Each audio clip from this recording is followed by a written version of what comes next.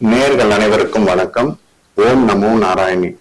ஸ்ரீ சொர்ணலட்சுமி ஜோதிடர் திரு சந்தானஜி வேலூர் வேலப்பாடியிலிருந்து பேச வந்திருக்கேன். குரு பெயர்ச்சி பலனை பத்தி பார்க்க வந்திருக்கோம்.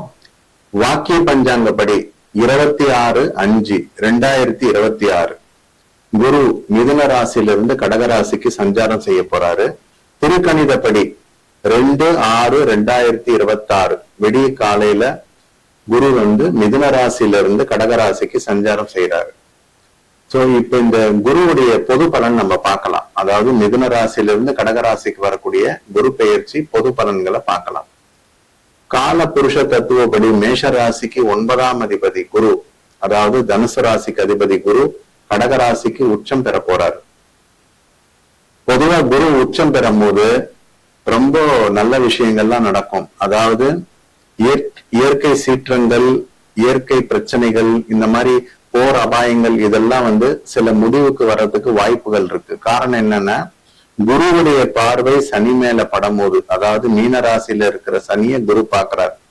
9ஆம் பார்வையா பார்க்கும்போது சனியுடைய வீரியம், அதாவது சனியுடைய கொடூர தன்மை, இந்த பிரச்சனைகள்லாம் கொஞ்சம் கொஞ்சமா குறைய ஆரம்பிக்கும். சோ குருவுடைய பார்வை நமக்கு சனி மேல படும்போது குருவருள் திருவருள் சொல்லுவாங்க. சோ அதே மாதிரி பாத்தீங்கன்னா நகை விஷயங்கள், அதாவது கோல்டு சம்பந்தப்பட்டதெல்லாம் பாத்தீங்கன்னாக்கா ஏற்ற இறக்கமா போயிட்டு இருக்கு இல்லைங்களா. இந்த குரு கடகராசிக்கு வந்த பிறகு பாத்தீங்கன்னா தங்கத்துடைய விலை குறையும் நம்ம எதிர்பார்க்க முடியாது. அப்படியே அந்த ரேட்லயே இருக்கும், இல்ல இன்னும் கூட கொஞ்சம் ஏறுறதுக்கு வாய்ப்பு இருக்கு. குரு சிம்ம ராசிக்கு வந்த பிறகுதான் இந்த தங்கத்தினுடைய விலை குறையறதுக்கு வாய்ப்புகள் அதிகமா இருக்கு. முக்கியமா போர் அபாயங்கள் அப்படின்னு சொல்லக்கூடியது பாத்தீங்கன்னா குருவுடைய பார்வை, உச்ச பார்வை சனி மேல படுறதால இயற்கை சீற்றங்கள், போர் அபாயங்கள் இதெல்லாம் கொஞ்சம் கொஞ்சமா குறைஞ்சிக்கிட்டு வரும். சோ இந்த குரு பெயர்ச்சி பாத்தீங்கன்னா ஆன்மீக சம்பந்தப்பட்ட விஷயங்கள் ரொம்ப சிறப்பா இருக்கு. நிறைய திருக்கோயில் பணிகள்லாம் ஈடேறும். அதாவது கோவில் சம்பந்தப்பட்டது, ஆன்மீக சம்பந்தப்பட்டது இதெல்லாம் ரொம்ப சிறப்பா இருக்கும். ஏன்னா குரு தான் இதுக்கு காரணகர்த்தா. குரு உச்சமா இருக்கிறது இந்த மாதிரி விஷயங்கள்லாம் நடக்கும். அதே மாதிரி பிள்ளைகளுடைய கல்வி விஷயங்களும் பாத்தீங்கன்னா புது யுக்திகள், இப்ப ஏற்கனவே ஏஐ டெக்னாலஜி வந்திருக்கு, இன்னும் கூட புது டெக்னாலஜிகள் வர்றதுக்கு வாய்ப்பு இருக்கு. சோ குரு உச்சமா வரும்போது டீச்சிங் லைன்ல இருக்கிறவங்க, அதாவது வாத்தியார் தொழில இருக்கிறவங்களுக்கு ரொம்ப சிறப்பா இருக்கும். சோ குரு உச்சமா இருக்கிறது ரொம்ப நிறைய நன்மைகள் பொது பலன்ல நம்ம எதிர்பார்க்கலாம். இப்போ ஒவ்வொரு ராசிக்கு குரு பெயர்ச்சி எப்படி இருக்குன்னு பார்க்கலாம். கால புருஷ தத்துவப்படி மேஷ ராசி தான் முதல் ராசி. ராசிக்கு அதிபதி யாரு? செவ்வாய். ஏற்கனவே செவ்வாய் ராசியில இருக்கிறது மிக சிறப்பான விஷயம். சுக்கிரனும் புதனும் நல்ல இடத்துல இருக்கிறாங்க. சனி ஒண்ணுதான் நமக்கு சிறப்பா இல்ல மேஷ ராசிக்கு. காரணம் சனி 12ஆம் இடத்துல இருக்கிறது 7 நாட்டு சனி ஆரம்பம் அப்படின்னு சொல்லுவாங்க. ஆனா குரு இப்போ மிதுன ராசியில இருந்து கடகராசிக்கு வரும்போது குருவுடைய முழு நோக்கு பார்வை சனி மேல படும்போது தர்ம கர்மாதிபதி யோகம் ஃபார்ம் ஆகும். தர்ம கர்மாதிபதி யோகம் என்றது 9, 10 கூடிய கிரகம் ஒண்ணு சேரும் போதோ பார்வைப்படும் போதோ நிச்சயமா இந்த யோகங்கள் நமக்கு சித்திக்கும். அதாவது குருவுடைய பார்வை சனி மேல படும்போது சனி குருவுடைய வீட்டுல இருந்து பார்க்கும்போது நமக்கு இந்த தர்ம கர்மாதிபதி யோகம் சிறப்பா இருக்கும். குருவுடைய பார்வைகள் கடகராசியில இருந்து, அதாவது மேஷராசிக்கு சொல்லிட்டு இருக்கேன், கடகராசியில இருந்து குரு 5ஆம் பார்வையா 8ஆம் இடத்தை பாக்குறார். மேஷராசி நேர்களுக்கு நீண்ட நாளா வம்பு வழக்கு, உடல் ஆரோக்கியத்துல பிரச்சனை, நீண்ட நாள் வழக்குகள், இது ஒரு முடிவுக்கு வராம போயிட்டு இருக்கு இல்லையா, அதெல்லாம் ஒரு முடிவுக்கு வர்றதுக்கு வாய்ப்பு இருக்கு. குருவுடைய பார்வை 8ஆம் இடத்துல படும்போது 7ஆம் பார்வை சபசப்தமா பார்வை ஜீவனஸ்தானத்தை பாக்குறார். ஏற்கனவே ஜீவனக்காரகன் 12ல இருந்தாலும் குருவுடைய பார்வை சனி மேல படுறது. சோ குருவுடைய பார்வை ஜீவனஸ்தானத்துல படும்போது தொழில் ரொம்ப சிறப்பா இருக்கும், புது யுக்திகள் ஈடேறும். அதாவது ஹார்ட் ஒர்க்னு சொல்றதை விட ஸ்மார்ட் ஒர்க் அப்படின்னு சொல்லக்கூடிய அமைப்பெல்லாம் மேஷராசினியர்களுக்கு சரியாகும். அதே மாதிரி 9ஆம் பார்வையா குரு சனியை பாக்குறது, நான் ஏற்கனவே சொன்ன மாதிரி சனியுடைய வீரியம், கொடூரத்தன்மை, கெடு பலன்கள் அதெல்லாம் மாறி சுப பலன்களா மாறும். ஒரு உதாரணத்துக்கு இப்ப குரு 4ல உச்சம் பெறும் போது வண்டி வாகன ஸ்தானம், தாயார் ஸ்தானம், மாத்தூர் ஸ்தானம் நீண்ட நாளா வீடே இல்ல, ஒரு இடம் கூட வாங்க முடியல அப்படின்னு அவஸ்தைப்பட்டுட்டு இருக்கவங்களுக்கு நிச்சயமா வந்து இந்த குரு 4ஆம் இடத்துக்கு வரும்போது வீடு வாசல்லாம் வாங்கக்கூடிய யோகங்கள் வருது. வண்டி வாகனங்கள் வாங்கக்கூடிய யோகங்கள் வருது. சோ தொழில் லாபம், வீடு கட்டக்கூடிய யோகங்கள், நீண்ட நாள் வம்பு வழக்குகள் எல்லாமே வந்து ஒரு முடிவுக்கு வர்றதுக்கு வாய்ப்பு இருக்கு. மேஷராசி நேர்களுக்கு இந்த குரு பெயர்ச்சி நிச்சயமா தொழிலும் வழக்குகள்ல இருந்து வெற்றி கிடைக்கக்கூடிய அமைப்பு இருக்கு. 170% மேஷராசி நேர்களுக்கு இந்த குரு பெயர்ச்சியில நம்ம எதிர்பார்க்கலாம். ரிஷபராசி ரிஷபராசி நேர்களுக்கு குரு 3ஆம் இடத்துல வந்திருக்கார். அதாவது வெற்றி ஸ்தானம், சகோதர ஸ்தானம். சோ ரிஷபராசி நேர்களுக்கு இளைய சகோதர சகோதரி வழியில உதவி ஒத்தாசைகள் கிடைக்கக்கூடிய அமைப்புகள் வரும். அதே மாதிரி குரு வந்து இந்த லக்னத்துக்கு, அதாவது இந்த ராசிக்கு 8-11 கூடியவர், அஷ்டமாதிபதி லாபாதிபதியாகவும் வராரு. சோ குரு 3ஆம் இடத்துல வரும்போது கட்டாயமா நீங்க எடுக்கக்கூடிய முயற்சிகள் வெற்றி கிடைக்கும். எந்த விஷயமும் துரிதமா வேலை செய்யக்கூடிய அமைப்பு இருக்கும். ஆனா அஷ்டமாதிபதி 3ல உச்சம் பெறும் போது கொஞ்சம் நம்ம விரைய செலவை எதிர்பார்க்கலாம். அதாவது தேவையில்லாத விரைய செலவுகளும் ஏற்படும். ஒரு பிளஸ்ஸா இருக்கு, ஒரு மைனஸா இருக்கு. ரிஷபராசி நேர்களுக்கு 3ல குரு உச்சமாயிருக்கிறது. குரு 5ஆம் பார்வையா 7ஆம் இடத்தை பார்க்கறது. அதாவது கடகராசியில இருந்து குரு 5ஆம் பார்வையா விருச்சிகத்தை பார்க்கும் போது ரிஷபராசி நேர்களுக்கு நீண்ட நாள் கல்யாணம் ஆகாதவங்களுக்கு கல்யாணம் நடக்கும். அதே மாதிரி தொழில வந்து கூட்டு முயற்சிகள் நடக்கும். ஏன்னா வெற்றி ஸ்தானத்துல இருந்து பாக்குறதால நிச்சயமா கூட்டு முயற்சிகள் நடக்கும். அடுத்து பாத்தீங்கன்னா 7ஆம் பார்வையா பாக்கியஸ்தானத்தை பாக்குறார். அதாவது ரிஷபராசி நேர்களுக்கு தகப்பனாருக்கு ஆயுள், ஆரோக்கியம், முக்கியமா பண பிரச்சனைகள் இதெல்லாம் வந்து நீங்கிறதுக்கு வாய்ப்பு இருக்கு. ஏன்னா குரு பாத்தீங்கன்னா 7ஆம் பார்வையா 9ஆம் இடத்தை பார்க்கும் போது தகப்பனாருக்கு அதிர்ஷ்டங்களையும் லாபத்தையும் கொடுக்கும். குரு 9ஆம் பார்வையா ரிஷபராசியை பாக்குறதால லாபங்களுக்கு அதிகமா கொடுக்கும். இருந்தாலும் நான் ஏற்கனவே சொன்னதால ரிஷபராசிக்கு 8ஆம் அதிபதியா குரு உச்சம் பெற்று லாபஸ்தானத்தை பார்க்கும் போது கொஞ்சம் அசுப விரயங்களும் இருக்கும், சுப விரயங்களும் இருக்கும். சோ இந்த ரிஷபராசி நேர்களுக்கு குரு பெயர்ச்சி ஒரு 60% பலன் நம்ம எதிர்பார்க்கலாம். இருந்தாலும் இந்த ரிஷபராசிக்கு ஒரு பிளஸ் பாயிண்ட் என்னன்னா 3ல உச்சம் பெறுறது பாத்தீங்கன்னா 3ஆம் இடம் தைரிய வீரிய ஸ்தானம், வெற்றி ஸ்தானம் சொல்லுவாங்க. சோ இந்த 3ஆம் இடத்துல குரு உச்சம் பெறுவது ரிஷபராசி நேர்களுக்கு, குறிப்பா சகோதர சகோதரிகளுக்கு ஆதாயமா இருக்கும். சரிங்களா? சோ ரிஷபராசி நேர்களுக்கு ஒரு 60% இந்த குரு பெயர்ச்சி நம்ம நன்மை எதிர்பார்க்கலாம். மிதுன ராசி நேர்கள், அதாவது ராசிக்கு 2ஆம் இடத்துல குரு உச்சம் பெறும் போது, குரு 2ஆம் இடம் என்றது தன, குடும்ப, வாக்கு. சோ மணி ஃப்ளோ நல்லா இருக்கும், குடும்பத்துல ஒரு குதூகலம் இருக்கும், நிம்மதி இருக்கும், பேச்சுல ஒரு நயம், அதாவது ஒரு மென்மையா பேசக்கூடிய அமைப்புகள்லாம் வரும். ஏன்னா 2ஆம் இடம் என்றது வாக்குஸ்தானம், குடும்பஸ்தானம், தனஸ்தானம் அப்படின்னு சொல்லக்கூடிய இடம். சோ குரு 2ஆம் இடத்துல உச்சம் பெற்று நமக்கு 6ஆம் இடத்தை பாக்குறாரு. அதாவது மிதுன ராசிக்கு 6ஆம் இடம் அப்படின்னு சொல்லக்கூடியது வந்து பாத்தீங்கன்னா விருச்சிகம். சோ தொழிலுக்காக புது கடன் வாங்கக்கூடிய அமைப்பு வரும். ஆனா அது ஆரோக்கியமான கடனா எடுத்துக்கலாம். காரணம் என்னன்னா குரு 2ஆம் இடத்துல இருந்து 6ஆம் இடத்தையும் 8ஆம் இடத்தையும் 10ஆம் இடத்தையும் பாக்குறதால தொழில நிச்சயமா வளர்ச்சிகள் இருக்கும். அதே சமயம் புது கடன்கள் உருவாகும். அந்த புது கடன்கள் வந்து ஆரோக்கியமான கடனா நம்ம எடுத்துக்கலாம். சோ மிதுன ராசி நேர்களுக்கு கடன் உருவானாலும் அது ஆரோக்கியமான கடனா இருக்கும். அதே மாதிரி நீண்ட நாள் வியாதிகள், ரொம்ப நாளா வந்து வியாதியஸ்தர்கள் மருந்து சாப்பிட்டு இருப்பாங்க, எங்க போய் சாப்பிட்டா மருந்து குணமாகும் தெரியாம இருப்பாங்க. அவங்களுக்கு ஒரு மாற்று ஏற்பாடு கிடைக்கும். அதாவது இதுதான் நமக்கு வைத்தியம், இப்படிதான் மருந்து சாப்பிடணும், ரத்தத்துல கலந்து அந்த மருந்து வந்து சீக்கிரமா குணமாகக்கூடிய அமைப்பு இருக்கும்.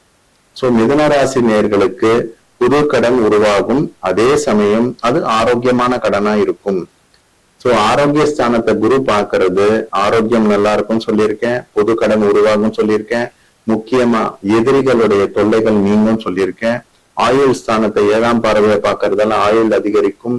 முக்கியமா தனஸ்தானத்திலிருந்து ஜீவனஸ்தானத்தை பார்க்கும் போது நான் ஏற்கனவே சொன்ன மாதிரி நல்ல ஜீவனம் நடக்கும். பட் ஒரு புது கடனோட இந்த ஜீவனம் வந்து புது யுக்தியோட நடக்கும். மிதுன ராசி நேயர்களுக்கு 75% இந்த குரு பெயர்ச்சியில நன்மை எதிர்பார்க்கலாம். கடகராசி நேயர்கள், கடகராசிக்கு இப்பதான் அஷ்டம சனி விடுதலை ஆயிருக்கு. ராகு கேது கொஞ்சம் பிரச்சனை கொடுத்துட்டு இருக்கு. அதாவது கடகராசிக்கு தொழில் காரகன் சொல்லக்கூடிய செவ்வாய் பலமா வந்திருக்காரு. எல்லாத்துக்கு மேல குரு இப்போ 12ஆம் இடத்துல இருந்து ஜென்மத்துல குரு வராரு. பொதுவா ஜென்ம ராசியில குரு வர்றது கெடுபலன் அப்படின்னு நிறைய பேர் சொல்லுவாங்க. அது கடகராசிக்கு பொருந்தாது. காரணம் என்னன்னா, யோகாதிபதி பாக்யாதிபதி உச்சம் பெறும் போது நன்மை செய்வாரு. உடல் ஆரோக்கியத்துல மட்டும் சிறு உபாதைகள் கொடுப்பாரு. சோ குரு கடகராசியில உச்சம் பெறும் போது 5ஆம் பார்வையா புத்திரஸ்தானம், பூர்வ புண்ணியஸ்தானம், அதே மாதிரி 7ஆம் பார்வையா கலத்திரஸ்தானத்தை பாக்குறாரு. கலத்திரம்னா கணவன் மனைவியுடைய அந்யோன்யம், கணவன் மனைவியிடையே கருத்து வேறுபாடுகள்லாம் குறைஞ்சு அந்யோன்யமா இருப்பாங்க. ரொம்ப குடும்பத்துல ஒரு குதூகலமா இருக்கும். 9ஆம் பார்வையா குரு தன்னுடைய இடத்தை தானே பாக்குறார். தகப்பனாருக்கு நீண்ட நாள் வியாதி குணமாகும், நீண்ட நாள் கடன்கள் கிளியர் ஆகும், முக்கியமா அதிர்ஷ்டங்கள் கிடைக்கும். குரு 5ஆம் இடத்தையும் 9ஆம் இடத்தையும் குரு பார்க்கும் போது எந்த ஒரு ஜாதகத்துக்கும் புது அதிர்ஷ்டங்கள் உருவாகும். அதாவது ஆரோக்கியமான அதிர்ஷ்டங்களா இருக்கும். முக்கியமா குழந்தைகள் வழியில நிம்மதி கிடைக்கும், தகப்பனார் வழியில உதவி ஒத்தாசிகள் கிடைக்கும், திடீர் அதிர்ஷ்டம், திடீர் பணவரவெல்லாம் இருக்கும். சோ குரு கடகராசிக்கு சஞ்சாரம் செய்யறது 5, 7, 9 புத்திரஸ்தானம், பூர்வ புண்ணியஸ்தானம், கலத்திரஸ்தானம், பாக்யஸ்தானம். அதாவது நீண்ட நாள் கல்யாணம் ஆகாதவங்களுக்கு கல்யாணம் ஆகும், குழந்தை இல்லைன்றவங்களுக்கு நிச்சயமா மகத்திரு குழந்தை பாக்கியம் கிடைக்கும், அதுவும் ஆண் வாரிசே கிடைக்கும். 9ஆம் பார்வையா யோகஸ்தானத்தை பாக்குறது, பாக்யஸ்தானத்தை பாக்குறது, திடீர் அதிர்ஷ்டங்கள் கிடைக்கும். ஜென்ம குரு உங்களுக்கு நன்மை செய்யும். உடல் ஆரோக்கியத்தில் மட்டும் சிறு கவனம் தேவை. கடகராசி நேயர்களுக்கு இந்த குரு பெயர்ச்சி 80% சிறப்பாக இருக்கும். சனிவுடைய பார்வை, அதாவது குருவுடைய பார்வை சனி மேல படுறதால நீண்ட நாள் கடன்கள் ஒரு முடிவுக்கு வரும், நீண்ட நாள் வழக்குகள் முடிவுக்கு வரும். காரணம் என்னன்னா, ராசிக்கு 8ஆம் அதிபதியை குரு பாக்குறதால நிச்சயமா திடீர் அதிர்ஷ்டமும் வழக்குகள்ல ஜெயமும் உண்டாகும். சோ கடகராசி நேயர்களுக்கு 180% நம்ம கொடுக்கலாம். சிம்ம ராசி நேயர்களே, இந்த குரு பெயர்ச்சி எப்படி இருக்கும் பாத்தீங்கன்னா, ராசிக்கு 2ல அதாவது ஜென்மத்திலேயே கேது, 7ல ராகு, அஷ்டமத்துல சனி, இந்த மாதிரி நிறைய விஷயங்களை சந்திச்சுட்டு இருக்கீங்க. அதாவது நிறைய கெடுபலன்களா இருக்கு சிம்ம ராசிக்கு. சோ 12ஆம் இடத்துல குரு உச்சம் பெறுறது ஒரு ஆறுதலான விஷயம். என்னன்னா, குருவுடைய சுப பார்வை சனி மேல படும் போது அஷ்டமத்துல இருக்கிற சனியுடைய வீரியம், கொடூரத்தன்மை, கெடுபலன்கள், பம்பு வழக்குகள், உடல் ஆரோக்கியங்கள் எல்லாமே ஒரு முடிவுக்கு வரும். காரணம் என்னன்னா, சனி 6, 8 கூடியவர் சிம்ம ராசிக்கு. சோ அஷ்டமத்துல உட்கார்ந்து இருக்காரு. குரு 12ல உச்சம் பெற்று அந்த சனியை பார்க்கும் போது சோ வம்பு வழக்குகள், தேவையில்லாத உடல் ஆரோக்கியத்துல அசௌகரியங்கள், முக்கியமா சனியுடைய வீரியம், அதாவது கெடுபலன்கள்லாம் குருவுடைய பார்வையினால சிம்மராசி நேயர்களுக்கு குறைய ஆரம்பிக்கும். மிகப்பெரிய அதிர்ஷ்டங்கள் வந்துரும் அப்படின்னு நம்ம சொல்ல முடியாது. காரணம் என்னன்னா, ஏற்கனவே சிம்ம ராசிக்கு 11ல குரு இருந்திருக்காரு. 11ல குரு இருந்தது ஒரு அளவுக்கு நல்ல அதிர்ஷ்டங்கள், பண நடமாட்டம் இதெல்லாம் இருந்தது. இப்ப 12ல குரு வர்றது, விரயஸ்தானத்துல குரு வராரு, ஆனா உச்சம் பெற்று வராரு. உச்சம் பெற்று வர்றதால சுப விரயங்களும் எடுத்துக்கலாம், அசுப விரயங்களும் எடுத்துக்கலாம். ஒரே ஒரு பிளஸ் பாயிண்ட் என்னன்னா, குருவுடைய பார்வை அஷ்டம சனியை பாக்குறதால சிம்மராசி நேயர்களுக்கு சனியுடைய கெடுபலன்கள் பரிபூர்ணமா குறைஞ்சிடும், நன்மை தரும். இதுதான் ரொம்ப மிகப்பெரிய பிளஸ் பாயிண்ட். சோ ஒரு சிம்பிளா ஒரு சொல்லலாமே, ஒரு பேஷண்ட் ஐசி வார்டுல இருக்காரு, அவரு உடல் ஆரோக்கியம் சரியாகி ஜெனரல் வார்டுக்கு வந்திருக்காரு, கூடிய விரைவில் அவர் டிஸ்சார்ஜ் ஆக போறாரு அப்படின்னு நம்ம எடுத்துக்கலாம். சோ சிம்மராசி நேயர்களுக்கு 12ஆம் இடத்துல குரு பயிற்சி ஆகிறது ஒரு ஆறுதலான விஷயம். 160% கொடுக்கலாம். கன்னிராசி நேயர்களே, கன்னிராசிக்கு ராகு கேது சிறப்பா இருக்கு. 7ல சனி இருக்கிறது சப்தம சனி, கண்டக சனின்னு சொல்லுவாங்க. பயப்பட வேண்டியதில்லை. கன்னிராசிக்கு புதனுக்கு நெருங்கிய நண்பர் சனி. சோ சனி கெடுதல் பண்ண மாட்டார். பஞ்சமாதிபதி 7ல இருக்கார். இப்ப நம்ம குரு பத்தி பேச வந்திருக்கோம். குரு வந்து 4-7 11 ஆட்சி பெறுறது, அதாவது 11 உச்சம் பெறுறது மிக உன்னதமான பலன். சோ நான் ஏற்கனவே சொன்ன மாதிரி கன்னிராசி நேயர்களுக்கு நீண்ட நாளா கல்யாணம் ஆகலன்னு வருத்தப்படுறவங்களுக்கு 7ல சனிய குரு 11ல இருந்து பார்க்க போறாரு. சோ நீண்ட நாள் கனவு, அதாவது கல்யாணம் ஃபர்ஸ்ட் நடக்கும், கலத்திர பாவம் ஆக்டிவேட் ஆகும் இந்த சனி குரு பாக்குறதால. 2வது, குருவுடைய பார்வை 3ஆம் இடத்தை, அதாவது 11ல இருந்து 3ஆம் இடத்தை பாக்குறது வந்து பாத்தீங்கன்னா சகோதர ஒற்றுமை நல்லா இருக்கும். அதே மாதிரி 7ஆம் பார்வைய புத்திரஸ்தானத்தை பாக்குறாரு.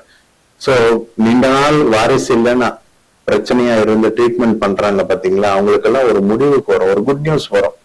சோ குருவுடைய பார்வை வெற்றி ஸ்தானம், சகோதர ஸ்தானம், தைரியஸ்தானம், முக்கியமா பூர்வ புண்ணியஸ்தானம், புத்திரஸ்தானம், கலத்திர ஸ்தானம், அதாவது லைஃப் பார்ட்னர், பிசினஸ் பார்ட்னர்.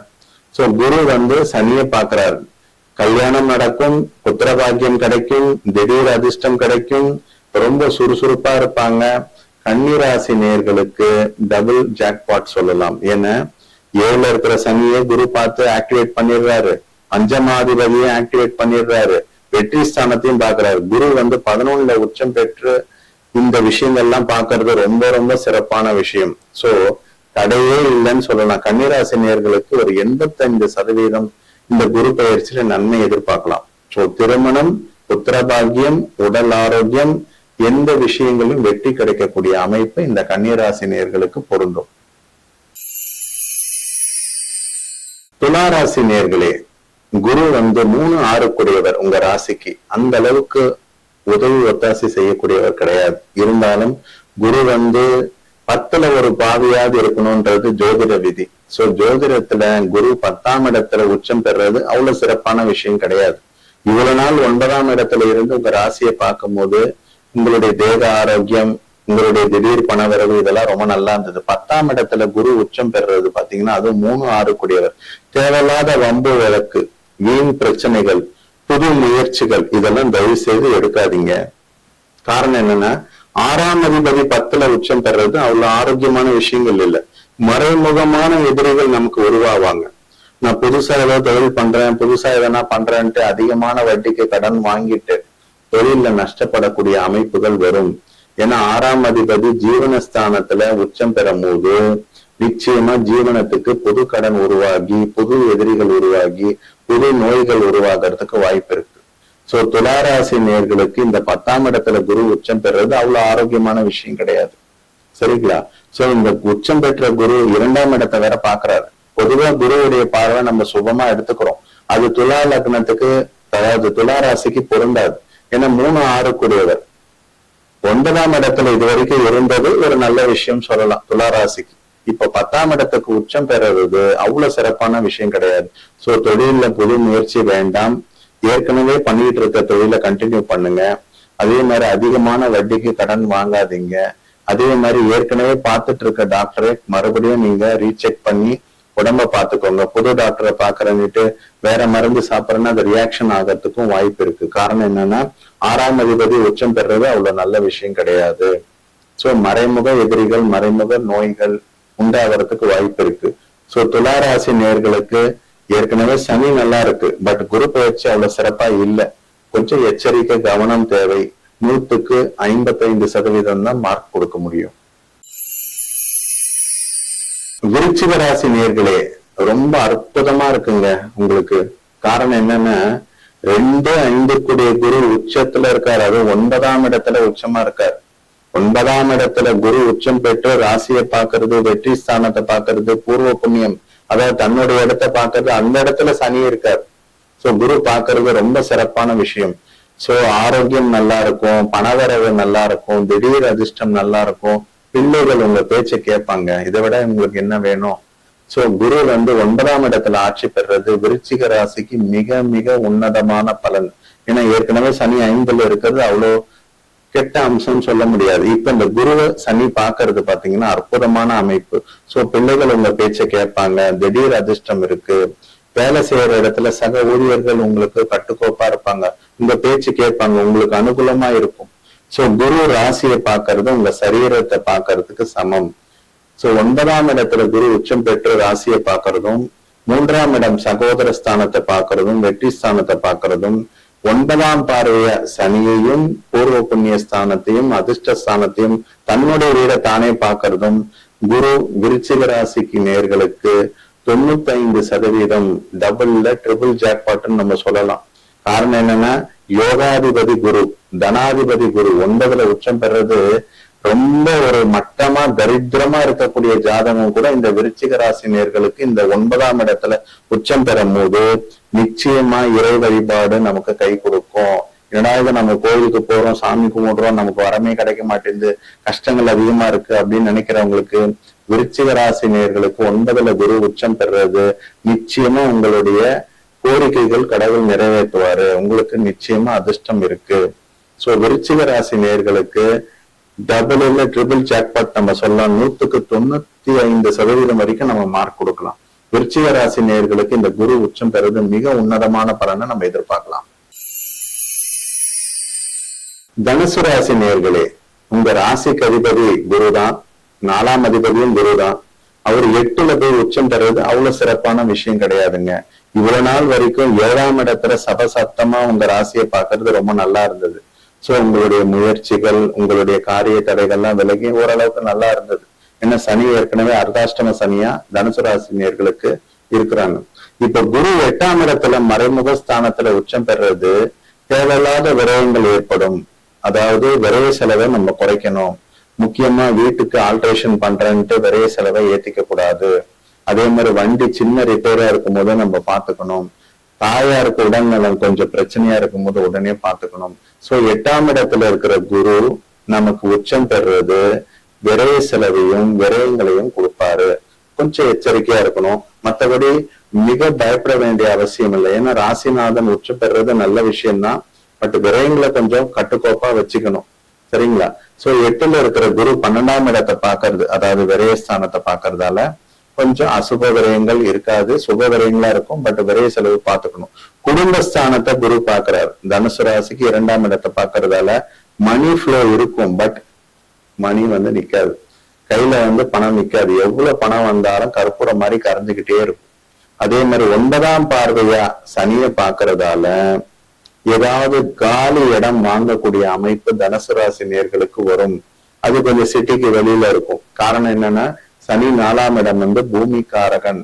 பூமிக்காரகனை குரு சனி பாக்குறது அக்ரிகல்ச்சர் லேண்டோ விவசாயம் பண்றவங்களுக்கோ ஒரு சின்ன ஆதாயத்தை கொடுக்கும் தனுசு ராசி நேர்களுக்கு.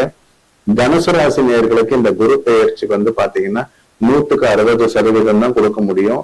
விரைய செலவை குறைச்சிக்கணும், புது முயற்சிகளை குறைச்சிக்கணும். முக்கியமா ஏற்கனவே பண்ணிட்டு இருக்கிற தொழில கண்டினியூ பண்ணணும். புது முயற்சிகள்ல அதிகமா ஈடுபட வேணாம். அஷ்டமத்துல குரு உச்சம் பெறுறது மத்தவங்களுக்கு தான் அது சாதகமா இருக்குமே தவிர உங்களுக்கு, அதாவது தனுசு ராசிக்கு சாதகமா இல்லை. அதனால 100க்கு 60% தான் மார்க் கொடுக்க முடியும். மகர ராசி நேர்களே, குரு 3-12 கூடியவர் 7ஆம் இடத்துல உச்சம் பெறார். பொதுவா குருவுடைய பார்வை ராசி மேல படுறது, அதாவது சரீரம் மேல. ராசின்றது நம்மளுடைய சரீரம், லக்னம்ன்றது நம்மளுடைய ஆத்மா. சோ குரு மகர ராசியை பார்க்கறது ரொம்ப நல்ல விஷயம்தான். சுகவிரயங்களும் கிடைக்கும், கல்யாணம் ஆகாதவங்களுக்கு கல்யாணம் ஆகும், குழந்தை இல்லாதவங்களுக்கு குழந்தை கிடைக்கும். முக்கியமா தொழில் பண்றவங்களுக்கு நஷ்டங்களையும் கஷ்டங்களையும் பார்த்தவங்களுக்கு வெற்றி கிடைக்கும். காரணம் என்னன்னா உங்க ராசிக்கு அதிபதி சனி 3ஆம் இடத்துல இருக்கிறாரு. 7ல குரு உச்சம் பெற்று அந்த சனியை பார்க்கும் போது மணி ஃப்ளோ நல்லா இருக்கும். நீங்க எடுக்கிற முயற்சி நிச்சயமா வெற்றி கிடைக்கும். கல்யாணம் ஆகாதவங்களுக்கு கல்யாணம் ஆகும், குழந்தை இல்லாதவங்களுக்கு குழந்தை கிடைக்கும். முக்கியமா வண்டி வாகனம் கூட வாங்கக்கூடிய அமைப்புகள் வரும். புது கடன்கள் வந்தாலும் அது ஆரோக்கியமான கடனா இருக்கும். மகர ராசி நேயர்களுக்கு 7ஆம் இடத்துல குரு உச்சம் பெறுறது மிக கெடுபலன்னு சொல்ல முடியாது. குரு அசுப கிரகமா இருந்தா கூட இயற்கையில குரு சுப கிரகமா இருக்கிறாரு. மகர ராசிக்கு 7ஆம் இடத்துல இருக்கிற குரு ரொம்ப கெடுபலன் கிடையாது. 100க்கு 70% மார்க் நம்ம கொடுக்கலாம். மகர ராசி நேயர்களுக்கு மிக உன்னதமான பலன் இந்த குரு பயிற்சியில நம்ம எதிர்பார்க்கலாம். கும்பராசி நேயர்களே, குரு 6ஆம் இடத்துக்கு வர்றாரு. 6ஆம் இடம்ன்றது ஒரு இருள் சூழ்ந்த இடம். அந்த இடத்துல ஒரு உச்சம் பெற்ற கிரகம் வர்றது, அதுவும் தனாதிபதி 6ல உச்சம் பெறுறது எதிரிக்கு தான் லாபம் அதிகமா இருக்கு. ஏற்கனவே சனி 2ல இருக்காரு. அந்த சனி குரு பார்க்கறது சுபவிரயமாவும் இருக்கும், அசுப விரயங்களும் இருக்கும். தனாதிபதி லாபாதிபதி 6ல போய் மறையக்கூடாது. 6ல உச்சம் பெறாரு, இருந்தாலும் அந்த மறைவு ஸ்தானத்துல போய் உச்சம் பெறுறது எதிரிக்கு தான் லாபம் அதிகமா இருக்கு. சோ ரொம்ப கவனமா தொழில் பண்ணணும், கவனமா பேசணும். முக்கியமா புது முயற்சிகளை கொஞ்சம் குறைச்சிக்கணும். ஏற்கனவே பண்ணிட்டு இருக்கிற தொழிலை பண்ணலாம். புது ஒப்பந்தங்கள்ல படிச்சு பார்க்காம கையெழுத்து போடக்கூடாது. ஏன்னா 2ஆம் இடம்ன்றது அக்ரிமெண்ட் சைன் பண்றது, வாக்கு கொடுக்கறது. 6ஆம் இடத்துல உச்சம் பெறும் போது எதிரிக்கு தான் லாபம், உங்களுக்கு கிடையாது. சோ கும்பராசி நேயர்களே, புது முயற்சிகளை தவிர்க்கிறது நல்லது. கும்பராசி நேயர்களுக்கு 100க்கு 65% நம்ம மார்க் கொடுக்கலாம். இந்த குரு பெயர்ச்சி உங்களுக்கு புது கடன்கள் உருவானா கூட அதை சுப கடனா நீங்க தான் கன்வெர்ட் பண்ணிக்கணும். சோ கொஞ்சம் விரைய செலவை குறைச்சிக்கிங்க. அதே மாதிரி பாத்தீங்கன்னா பேசும்போது கொஞ்சம் பார்த்து நிதானிச்சு பேசுங்க. ஏன்னா தனாதிபதி 6ல உச்சம் பெறும் போது பேச்சினாலேயோ ஒப்பந்தங்கள்ல கையெழுத்து போடுறதுனாலயோ வாக்கு கொடுக்கறதுனாலயோ பிரச்சனைகள் வரும். சோ கொஞ்சம் கவனம் தேவை. புது முயற்சிகள்ல மிக கவனம் தேவை. 100க்கு 65% இந்த கும்பராசி நேயர்களுக்கு இந்த குரு பெயர்ச்சி நன்றாக இருக்கும். மீனராசி நேயர்களே, முதல் தர யோகமான ஜாதகம் மீனராசிக்கு தான் நான் சொல்லுவேன் இந்த குரு பெயர்ச்சி. காரணம் என்னன்னா, ராசிக்கு அதிபதி ஜீவனாதிபதி குரு பஞ்சமஸ்தானத்துல உச்சம் பெறுவது மிக மிக உன்னதமான பலன். 100க்கு 100 மீனராசி நேயர்களுக்கு இந்த குரு பெயர்ச்சி சுப பலனை கொடுக்கும். குரு 5ல உச்சம் பெற்று 9ஆம் இடத்தை, யோகஸ்தானத்தை, பூர்வ புண்ணிய ஸ்தானத்தை பாக்குறாரு. ராசிநாதனே உச்சம் பெற்று பாக்குறது வேற என்னங்க வேணும்? சோ 9ஆம் இடத்தை குரு பாக்குறது நீண்ட நாள் கல்யாணம் ஆகாதவங்களுக்கு, நீண்ட நாள் குழந்தை பாக்கியம் இல்லாதவங்களுக்கு, வண்டி வாகனம், வீடு வாசல், ஆபரணங்கள், தங்கம் வாங்கலையே, ஒரு பொட்டு தங்கம் கூட நம்ம வீட்டுல இல்லையே நினைக்கிறவங்க நிச்சயமா இந்த மீனராசி நேயர்கள் இந்த 6 மாத காலத்துல ஒரு குண்டுமணி நகையாவது வாங்குவீங்க. ஏன்னா பொன்காரகன் குரு உச்சம் பெற்று 9ஆம் இடத்தை பாக்குறது நகை சேரும், புன்னகை சேரும். அதே மாதிரி குருவுடைய பார்வை 7ஆம் பார்வையா லாபஸ்தானத்தை பாக்குறாரு. சோ தொழில அதிகமான லாபம் கிடைக்கும். ஹார்ட் ஒர்க் சொல்றதை விட ஸ்மார்ட் ஒர்க் சொல்லலாம். அதே மாதிரி 9ஆம் பார்வையா ராசிநாதனை பாக்குறார். அதாவது ராசிநாதனே உச்சம் பெற்று ராசியை பாக்குறது மிக உன்னதமான பலன். ஏற்கனவே ஜென்மசனி அங்க இருக்கார், இருந்தா கூட குருவுடைய பார்வை படுறதால நிச்சயமா சுப பலனா இது வேலை செய்யும். சோ ஜீவனாதிபதி லாபஸ்தானத்தை உச்சம் பெற்று பாக்குறதும், விரையாதிபதியா சனி இருந்தாலும் அது சுப விரயமா கன்வெர்ட் ஆகிறதும். என்ன கேட்டீங்கன்னா இந்த மீனராசி நேயர்கள் இந்த குரு பெயர்ச்சி 100க்கு 100 மார்க்க கொடுக்கக்கூடிய அமைப்பு இருக்கு. சோ குரு பெயர்ச்சி மீனராசிக்கு மிக உன்னதமான, அதிர்ஷ்டமான, லாபகரமான, மிக யோகமா இருக்கு. சோ இந்த குரு பெயர்ச்சி மீனராசிக்கு மிக அதிர்ஷ்டத்தை கொடுக்கும். 100க்கு 100 மார்க் கொடுக்கலாம். நன்றி.